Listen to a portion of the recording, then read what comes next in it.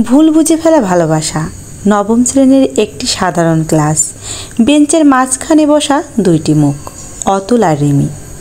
বইয়ের পাতায় চোখ তাকালেও মনে হয় যেন সব সময় পাশাপাশি।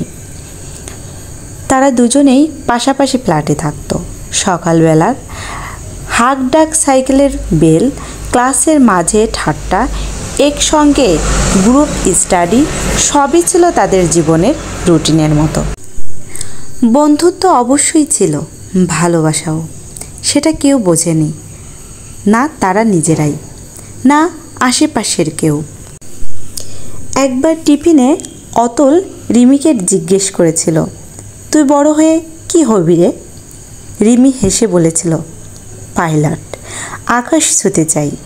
অতুল বলেছিল, আমি হব টিকিট কাটার লোক, যেন তোকে দেখতে দেখতে উঠতে পারি। ওরা হেসে উঠল।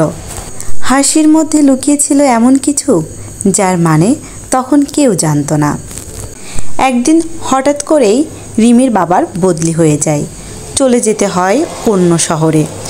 বলা হয়নি ঠিকঠাক বিদায়, বলা হয়নি একটাও মন থেকে আসা কথা।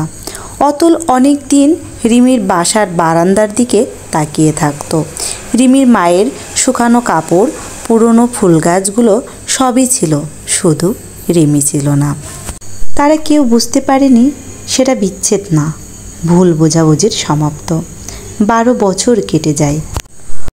তো বন্ধুরা, গল্পটির পরবর্তী অংশ জানার জন্য অবশ্যই সাবস্ক্রাইব করবেন এবং পাশে থাকবেন। ধন্যবাদ।